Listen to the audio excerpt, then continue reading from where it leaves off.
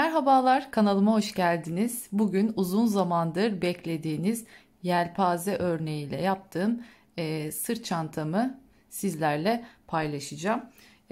Öncelikle şöyle eskitme detaylı taba renginde bir taban kullanacağım bu çantada. Dilerseniz siz onun yerine kendi örgü tabanınızı da yapabilirsiniz. Bu taban 25'e 12 ölçülerinde bir taban.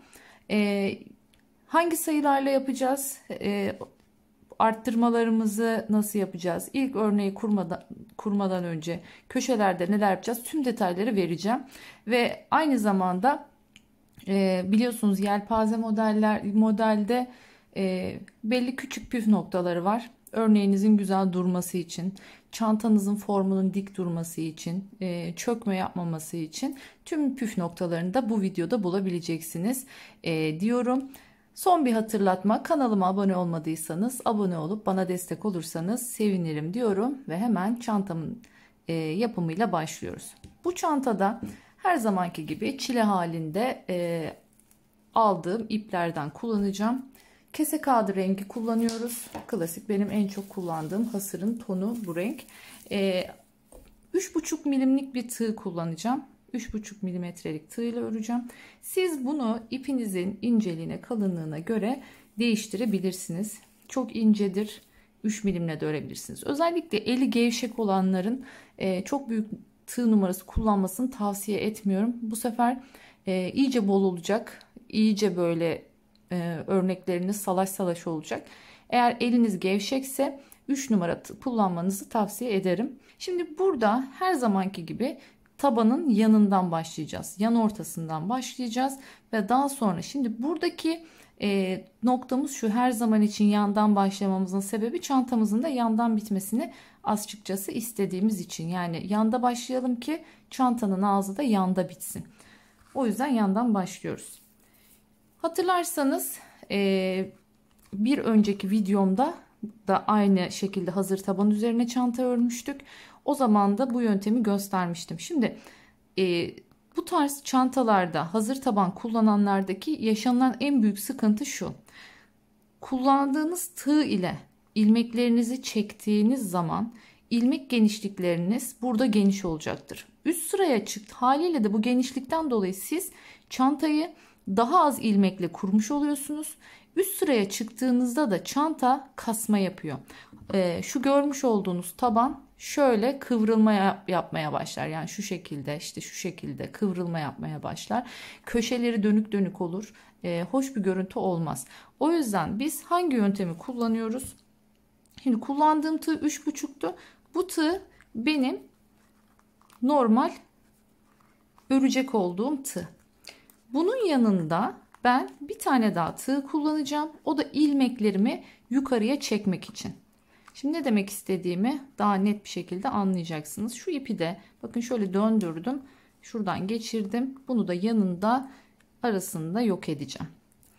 Şimdi kastettiğim şeyi göstereyim. Şimdi eğer ben bunu tekrar böyle batarsam ister istemez şu ilmeğim genişliyor. Yani ama ben normalde örerken o öyle geniş tutmuyorum bunu. İşte bu bütün düzeni bozuyor. Onun yerine ne yapacağız? Başka bir tığ alacağız. İpimizi bu tığla çekeceğiz.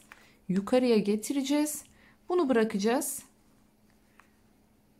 Bu tığımıza ilmeği takıp normal ördüğümüz tığa takıp bu şekilde ilmeğimizi sıkıştıracağız.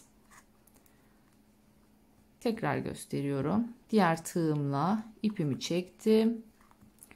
Şu şekilde yukarıya aldım.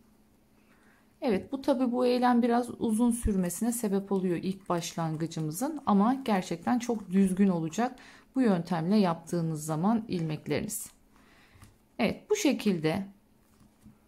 Daha sonra gelip aynı şekilde buradan devam edeceğiz. Yani bitirdiğimizde buraya kadar tekrar gelmiş olacağız. Şimdi burada ne oldu? İlkini saymıyorum. Tepe olarak benim burada iki tane tepem var. O yüzden bir tane daha aynı yere yapacağım. Aralara 3 tane yapıyoruz. 3'er tane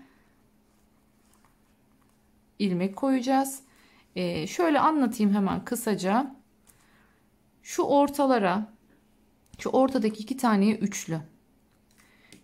Şu köşelerin bir öncesi olan yerlere dörtlü, köşelere beşli örneğimizi koyuyoruz. Yani aralar 3, köşenin bir öncesi 4, köşeler 5 ilmekten oluşacak. Mesela şimdi neredeyiz? Şu köşenin bir önündeyiz. Buraya 4 tane kuracağız ilmeğimizi.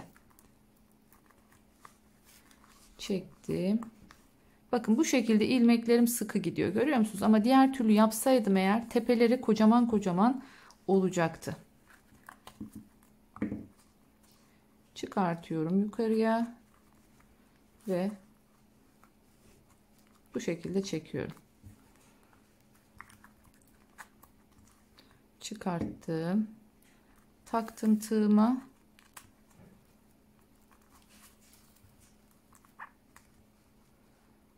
Bu şekilde çıkarttım. Şimdi videoyu gereksiz yere uzatmamıza gerek yok. O yüzden tekrardan söylüyorum. 3 oldu. Bunu da dörtleyelim. Hani görmüş olalım. Ondan sonrasını sayıları veriyorum. Sayılara göre tabanı hemen dolaşıp geliyorum. Şu dördüncüyü de yaptık ve burası bitti. Tekrar söylüyorum. 3 3 4 5 5 4. Sonrasında şu aradakileri 3'er tane batıyorum. Sonra yine geldim bakın köşeye. Şu tam köşedekiler 5 5. Köşenin bir öncesinde olanlar 4. Sonra ortada 2 tane kalıyor burada. Bunlar 3 3.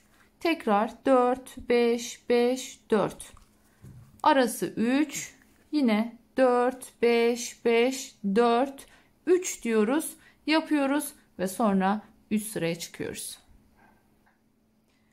Evet, sıra sonuna kadar geldim. Bakın ilmeklerimizin tam düzgün olduğunu nereden anlıyoruz? Tabanda en ufak bir dönme yok. En ufak bir şekil bozukluğu yok. Yine aynı şekilde dümdüz tabanımız görüyorsunuz oturuyor. Şimdi artık buradan sonra hemen örneği koymaya başlayacağız. Örnek kurulumu için bizim bu çantada altının katlarına ihtiyacımız var. Eğer benim dediğim şekilde yaparsanız toplamda şu anda 144 tane ilmeğimiz oldu. Yani tam altının katını oluşturmuş olduk burada. Şimdi başlayalım. Hemen örneğimizi koymaya başlayacağız. Burada şöyle bir tane bakın şuraya normalde ne yapacağım? Şuraya birleşeceğim ya. Buraya birleşirken ilmek kaydırması değil. Direkt buraya bir tane sık iğne ile şöyle başlıyorum. İlk yaptığım yere. Sonrasında ipimi arttım. 2 tane atlıyorum. Üçüncüye geliyorum. Geldim. İkisine birden giriyorum. Sadece arka loba değil. Hepsine birden girdim. Çektim. Birincisini uzatıyorum. İkincileri hiçbir zaman için uzatmıyorum. Ne diyoruz? Tığımızın üzerindeki ilmek her zaman sıkı olacak ki örneklerimiz düzgün olsun. Tekrar arttım. Aynı yere tekrardan giriyorum. Aynı işlemi 5 kere tekrarlayacağız. Burada uzatmalarınız lütfen gereğinden fazla olmasın. O da gerçekten yani şu trabzan görüntüsünden çıkmayalım. Burada upuzun bir iplik sonra tepesinde bir düğüm gibi bir görüntü de olmasın. O zaman yelpazeleriniz çok düzgün görünmüyor. Dediğim gibi bir de gevşek çökme yani şu alttaki ipler böyle çöküyor. Çökük çökük oluyor. O yüzden ne az ne çok. Uzattı. Bakın dibi hep sıkı. Görüyorsunuz değil mi? Hiç orayı uzatmıyorum. Dibi normal aynı sık iğne gibi üst kısmı. Sadece şu alt çubuğu uzatıyorum. Döndüm. Aynı yere bir daha geldim. Uzattım ilkini. Çektim. İkincisini hiç uzatmıyorum. 4 tane oldu. Sonuncusundayız.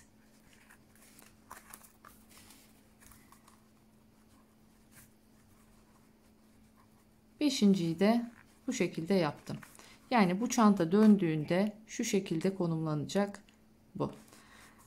Hemen 2 tane boşluk bıraktım. Üçüncüsüne giriyorum. Ve buraya bir tane sık iğnemi yapıyorum. Evet, şimdi birinci yelpazemizi bitirdik. Köşeye geldik. Köşelerde arttırma yapacağız biz bu model için. Şimdi bu sırt çantasına dönüşeceği için geniş bir form vermeye çalışıyorum. O yüzden bu köşelerde arttırmaya yapacağım. Ancak siz eğer ki daha küçük bir çanta yapacaksanız bunu hiç arttırma yapmadan aynen bu şekilde 2 boşluk yelpazenizi kurun. Tekrar 2 boşluk bu şekilde devam edebilirsiniz. Herhangi bir kasma yapmayacaktır. Çünkü doğru bir şekilde başlangıçta sayılarımızı yaptık. Hatırlarsanız toplam 144 taneydi. Şimdi burada örneğimizi arttırmayla devam edeceğimiz için hatırlarsanız araya 2 boşluk koyuyorduk. Burada 2 tane yelpazeyi bir boşluklu yapacağım. Yani şurada bir boşluk bırakacağım. Hemen diğerine gireceğim. Aynı yere yine aynı şekilde 5 tane trabzanımı yapıyorum.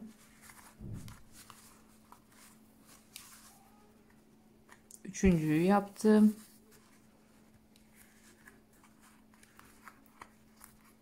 Dördüncüyü yaptım. Ve son olarak beşinciyi de yaptım. Yine aynı şekilde bir boşluk bırakıyorum. Ve buraya sık iğne ile geçiyorum. Yine aynı şekilde bir tane boşluk bıraktım. Hemen buraya trabzanlarımı yapmaya başlıyorum.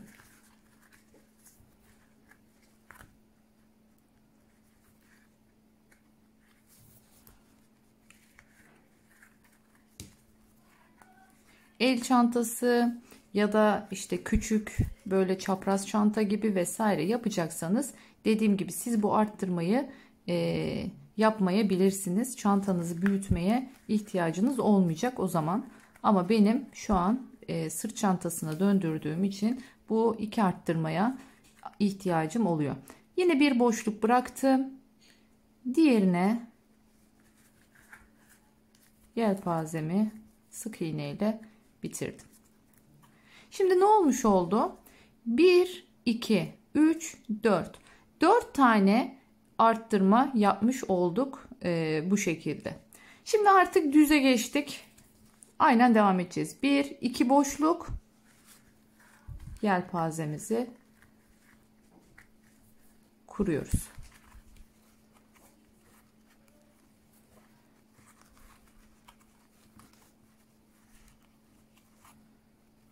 Üç, 4,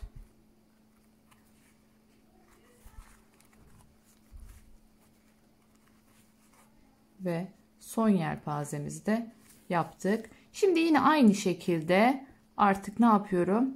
Bakın şurada görünmüyor. Onlara dikkat edin. Bazen çok yaptığımız için altta kalabiliyor. Şurada 1, 2 tane boşluğumu bıraktım. Hemen sık iğnemi yaptım. Şimdi bu şekilde köşeye kadar 2 boşluklu yapacağız. Köşeye geldikten sonra yine aynı şekilde şu köşede 2 tane yelpazeyi aralarında bir boşluk bırakarak kuracağız. Yine düz gideceğiz, 2 boşluklu, yine köşede bir boşluklu şekilde kuracağız. Sıra sonuna geldiğimizde tekrardan üste nasıl geçeceğiz, iz yapmadan bütün çantayı spiral olarak nasıl dolaşabileceğiz, o kısmı göstereceğim. Dediğim gibi sayılar önemli örnek kurulumunda. Burada bu şekilde arttırmalarımı yaptığım zaman ilmek sayım başlangıçta biliyorsunuz 144'tü. Bu şekilde 160'a çıkacak. Ve 160 benim için tam ideal sayı sırt çantası için. Nedenini biraz sonra burada göstereceğim. Hemen dediğim gibi köşelerde bir boşluklu 2 yelpaze olacak şekilde örüp geliyorum. Evet, şimdi geldik buraya. sakın yanlış oldu, yerim kalmadı falan demeyin. Çünkü bir üste artık hep spiral dönebilmek için ilmeğin bu şekilde bu sayıda kalması gerekiyor. Şimdi arttım. 1 2 boşluk bıraktım. Şu üçüncüye şimdi 5 tane trabzanımı yapıyorum.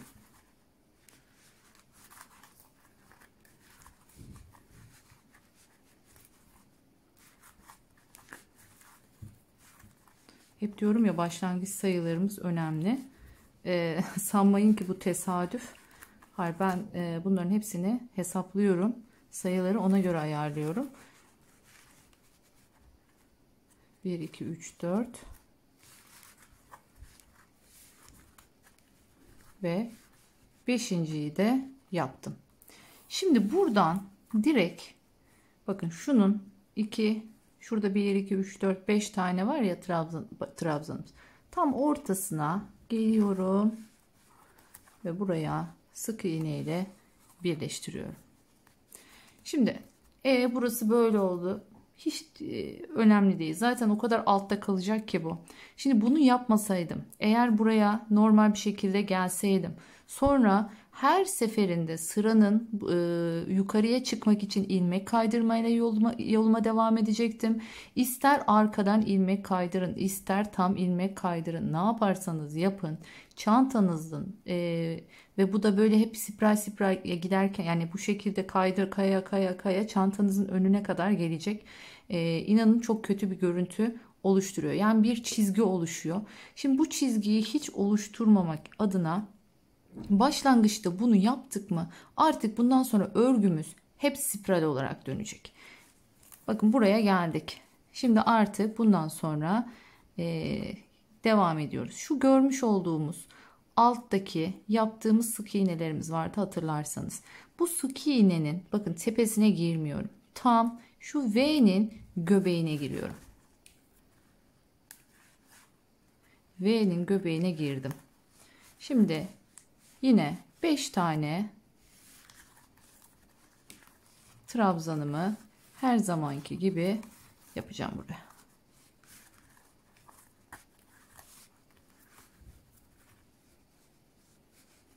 İnanın yelpaze çok çanta ördüm ve birleşimini de farklı denedim. En güzel bu şekilde birleştiriliyor. Bir yöntem daha var. Yarımla başlıyorsunuz. Yani yarım yelpaze ile başlayıp tekrardan yelpazenin tepesinde birleştirme yöntemi var. Ama onda da ister istemez yine bu iki trabzanın arasında birleşim yerinde kenarda ince de olsa, bir çizgi halinde de olsa belli oluyor. Yani ama dediğim, şimdi bu yöntemle hiçbir şekilde artık herhangi bir şekilde eklem yeriniz belli olmayacak. Çünkü çanta spiral olarak dönüp gidecek bundan sonra. Geldim beşlinin tam ortasındaki tepeye sık iğnemi yaptım. Bakın bu örnekte ne var? Çukurlara hep neyleri kuracağız? Yelpazelerimizi kuracağız. Tepe noktalarımıza, yani beşlinin göbeklerine de sık iğnelerimizi koyacağız. Bakın geldik, yine burada bir neyimiz var? Sık iğnemiz var. Ortada sıkıştırdığımız yer. Hemen bunun göbeğine geçtim. Bunun göbeğine yine 5 tane trabzanımı yapıyorum. Örnek yukarı dönmeye başladığı zaman çok daha güzel belli olacak.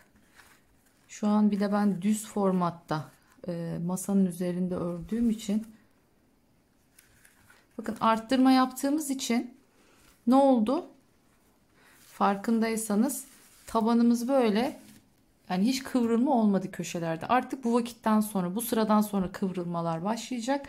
Çünkü ben bu sayede ne yaptım? Tabanımı genişletmiş oldum. Sırt çantası formuna getirmek için.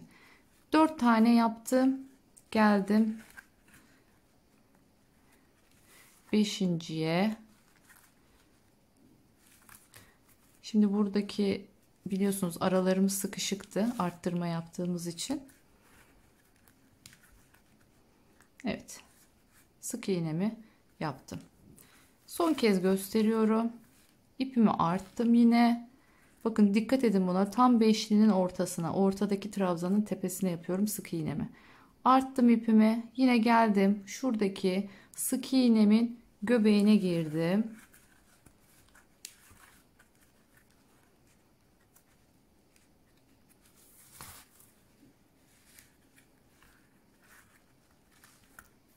İlkini uzatıyorum.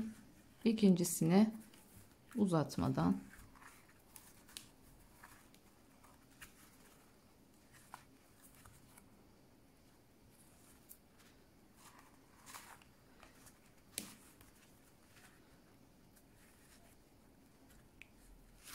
Kağıt ipte elinizin acımamasının en önemli püf noktası, örerken dikkat ettiyseniz elim şu şekilde örmüyorum. Bu şekilde örersem şu parmaklarım sürekli buradaki örgüye sürtecek ve haliyle de zarar görecek. Dikkat ettiyseniz elim hep tepede. Yani örgüye parmaklarım hiçbir şekilde temas ettirmiyorum. Bu yöntemle örerseniz o zaman elleriniz hiçbir şekilde acımayacak. Yani benim ipe temas ettiğim tek nokta, dikkat ettiyseniz, parmağıma sardığım ip. Onu da aslında bu kadar şey yapmıyorum. Ben farklı şekilde götürebiliyorum ama onu kucağımdayken yapabiliyorum. Burada ip alışlarım biraz değişiyor. Yani bu parmağım dışında ipin değdiği bir yer yok elimde. Bu tığ hep bu şekilde, elim hep tepede tuttuğum için hem demiştim kağıt ipte trabzanlarım ya da sık iğnelerim daha güzel oluyor bu yöntemle. Hem de aynı zamanda elim zarar görmemiş oluyor kağıt ipten. Bu da önemli bir püf noktası. Bakın yine geldim. Bitirdim orayı. Bir diğer çukurun içine. Yine bu şekilde buraya 5 tane. Böyle gelelim. Şuraya geldiğimizde artık spiralde neden gerek kalmadığını, yani bir sıra başı sıra sonu olmadığını göreceksiniz. Şimdi ben nereden başladığımı, yani şurası belli oluyor bakın. O yüzden nereden başladığımı bilebiliyorum. Ama eğer ki siz bilemiyorsanız mutlaka ve mutlaka bir işaret tutturucu olur, bir çatal iğne olur ya da bir ip olur. Hiç fark etmez. Buraya mutlaka bir nereden başladığınızı bilmeniz için bir işaret koyun. Bu çünkü çantanın bu tarafında bitireceğimizi de bize gösteriyor finalde. Bu şekilde devam edelim. Şuraya kadar hemen geliyorum. Oradan sonra zaten anlayacaksınız spiral olarak devam edeceğimizi. Bakın şimdi dediğim yere geldik. Hatırlarsanız burada bakın buradan direkt buraya çıkmıştık. Bu sayede örgümüzü spirale çevirdiğimizi söylemiştik. Aynı şekilde kastettiğim şey şuydu. Bakın 5'lerin tepesi, sık iğnemi yaptım. Direkt bakın sırada hemen yelpazem sonundaki sık iğne beni bekliyor orada.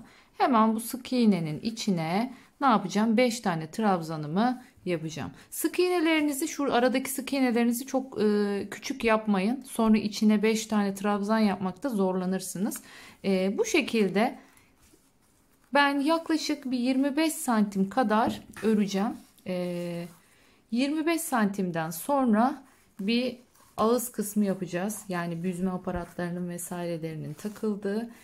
25 santim dolanalım, gelelim. Sonrasında çantamıza devam edelim. Bakın sıra sonlarında dilerseniz şöyle el ütüsü dediğimiz şey, şöyle trabzanlarınızı, yani yelpazelerinizi şu şekilde düzeltebilirsiniz. Görüyorsunuz çok tatlı olacak. Bittiğinde 25 santim örelim, daha sonra devam edelim. Evet, geldik şimdi çantamızın ağız kısmını yapmaya. 25 santim kadar ördüm. Tam başladığım yere işaret koymuştuk hatırlarsanız. Tam orada bitirdim. Yani şöyle bakın, görüyorsunuz çantayı şu şekilde tuttuğumuzda tam yanında bitirmiş oldum. Şimdi buradan sonra artık sık iğne kısmına geçiyoruz. Yalnız burada biraz farklılık yapacağız. Yani hem sık iğneler kullanacağız hem trabzanlar kullanacağız, göstereceğim şimdi. Bu dalgayı bir düz formuna getirmemiz gerekiyor. O zaman haydi başlayalım. Evet, şimdi en son yelpazemi de yaptım. Bakın tepeye bunu normal sık iğne ile bağlıyorum. Burada şu tepedeki 3 taneye normal sık iğne yapacağım. Bakın şimdi tepedekinin ortadakine battım, yanındakine de battım. Bunlar sık iğne.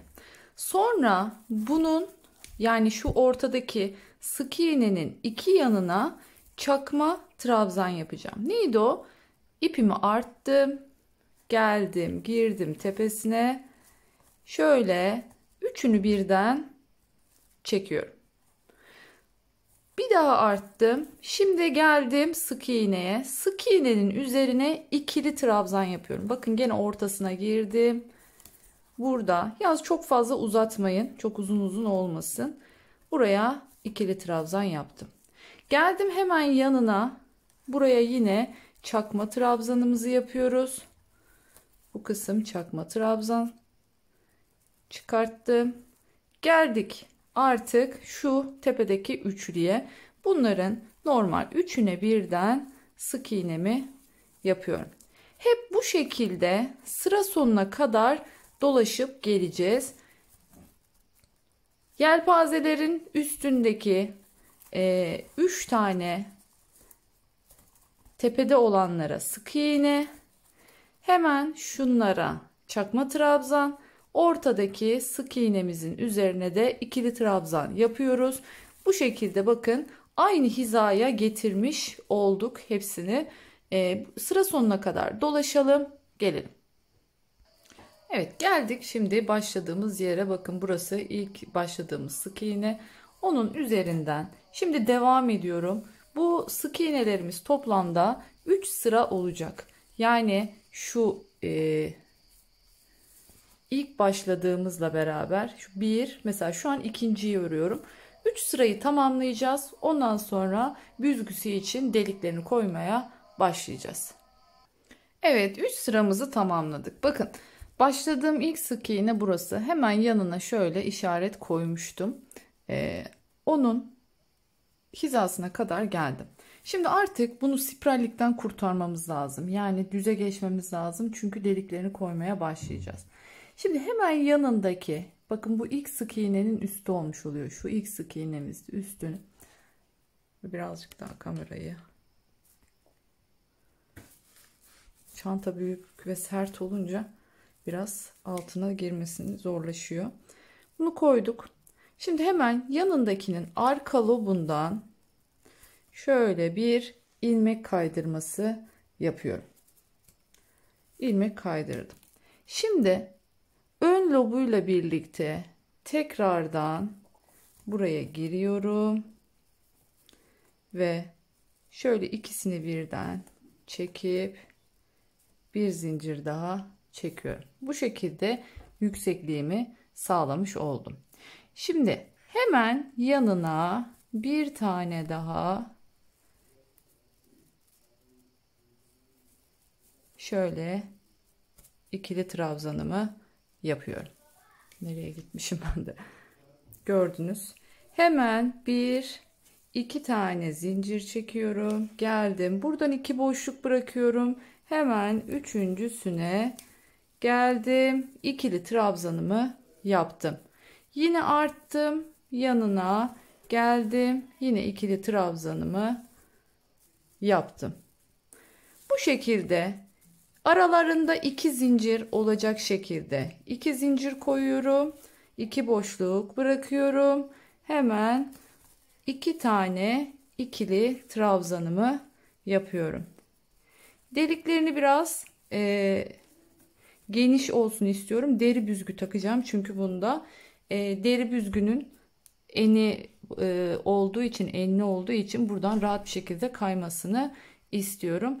Bu şekilde görüyorsunuz. Sıra sonuna kadar gelelim.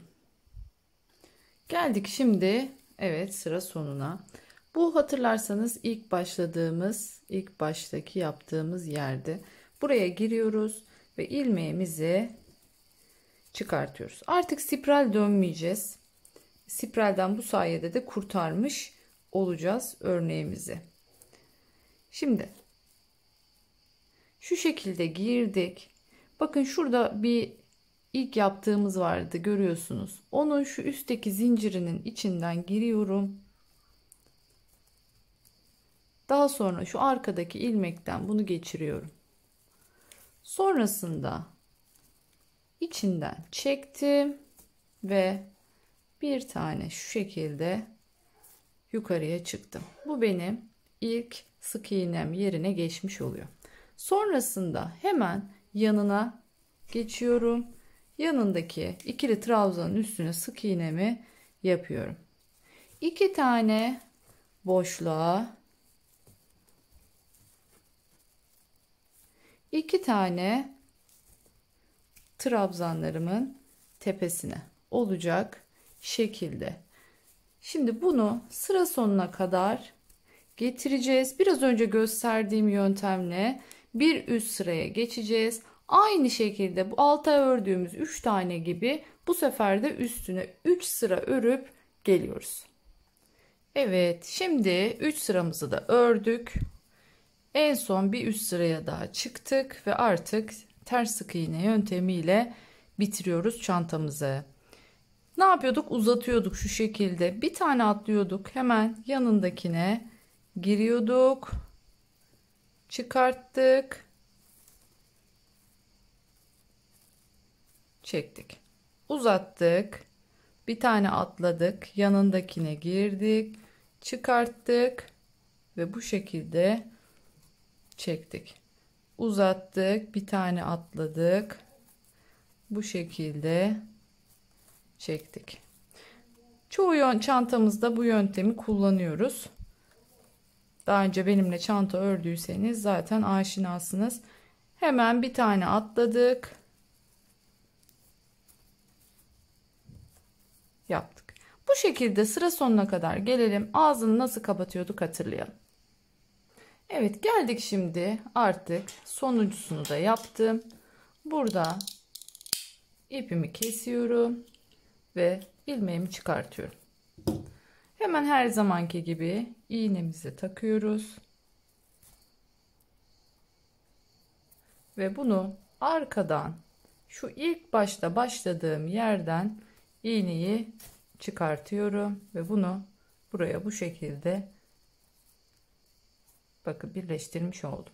Sonra hemen herhangi bir yerden yan tarafından çıkıyorum, geçiyorum arkaya. Arkaya geçtikten sonra ne yapıyorduk? Her zaman şöyle bir tane herhangi bir yerin içinden geçiyordum. Bir sıkılaştırıyordum. Tekrar aynı yerden aradan şu şekilde yataydan olacak şekilde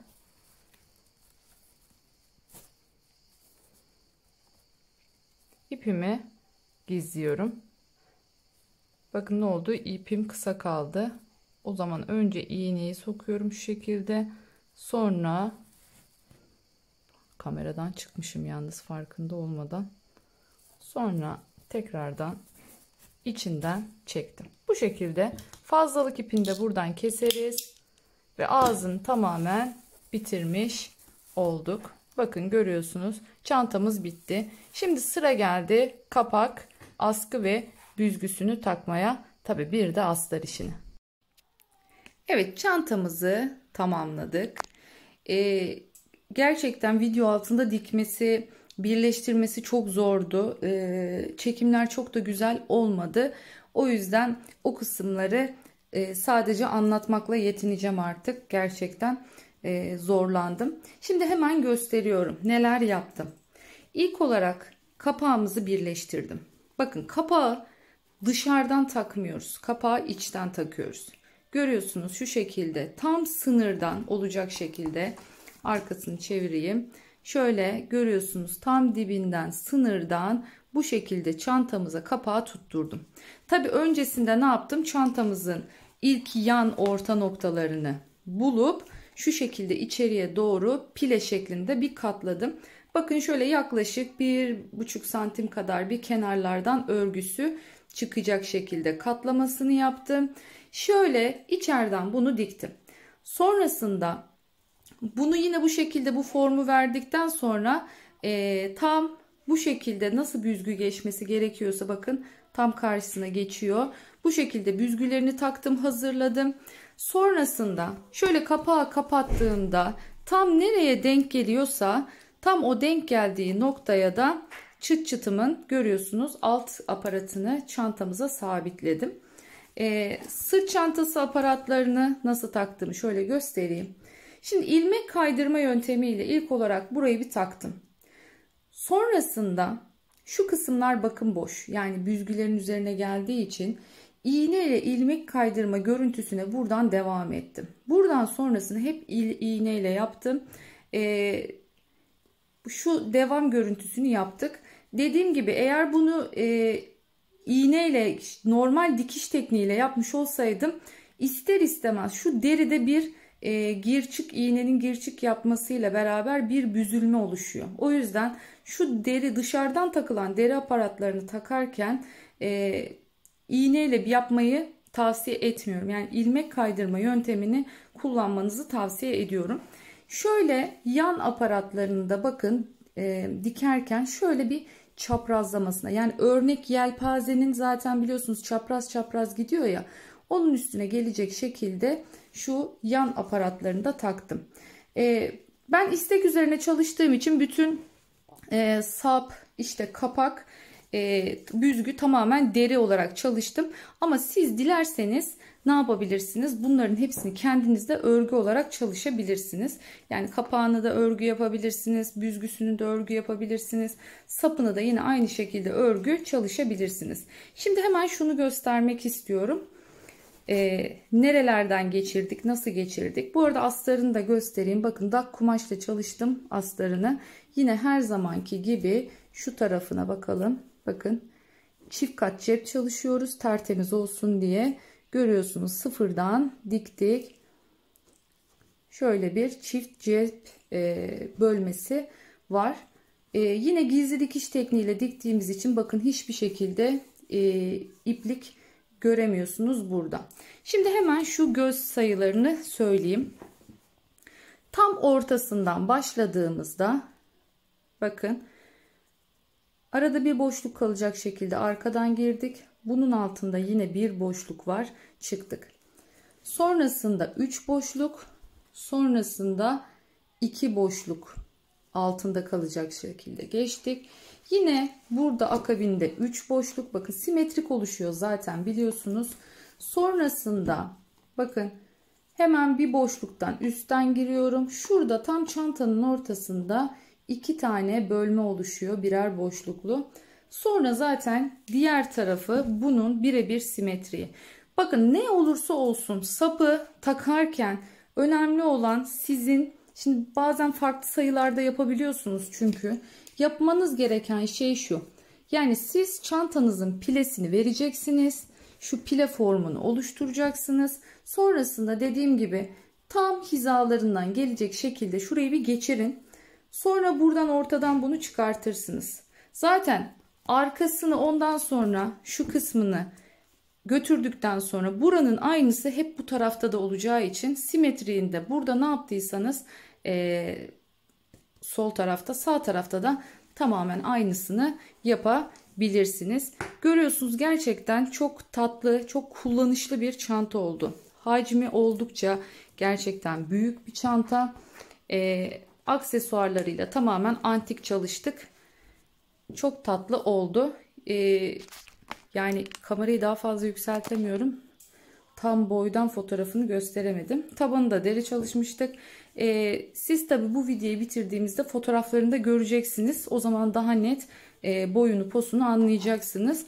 Dilerseniz bir ölçelim ne oldu? Eni, boyu, yüksekliği ne oldu? Bir son halini de söyleyelim. Şimdi bir kapalıyken vereyim. Şöyle baktığımızda yaklaşık 30 santimlik bir şeyimiz var. Tabi siz sadece şu kısmını görüyorsunuz ama ben şu yan şu şöyle bakın şurası ovalleştiği için şey oluyor. Normalde bir 30 santim var. Şöyle boyuna bakalım. Şunu açalım. Evet, yine 30 santimde boyumuz var. Bir de açık haline enini söyleyeyim size.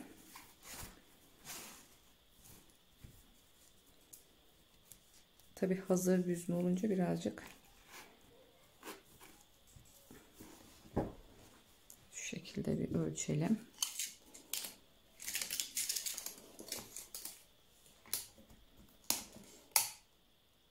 Evet, 38,5 gibi de bir enimiz var.